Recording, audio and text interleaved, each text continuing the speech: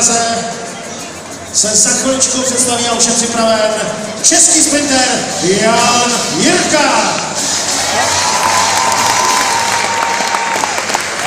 Vedle něj bude stát člen vítězné štafety na 4x400 metrů na africkém šampionátu v loňském roce, reprezentant Botswany Paco Seribe.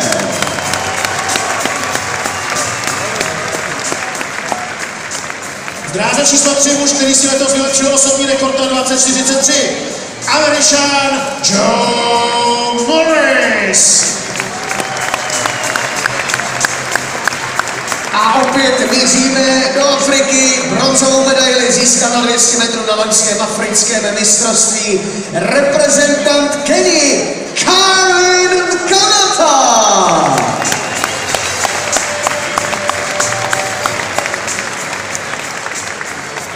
No a už je tady dráha číslo 5, muž, který po 7. startuje na zlaté trece, žádný jiný evropský míting se nemůže pochlubit tím, že by tady byl tak často.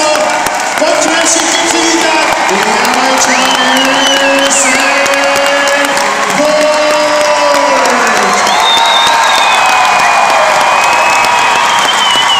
A jeho největší vyzývatel v dráze číslo 6, 25letý Američan Isaiah Young.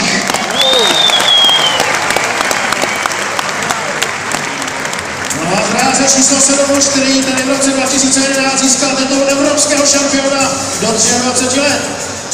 Lykurgos Stefanos Tsochonas.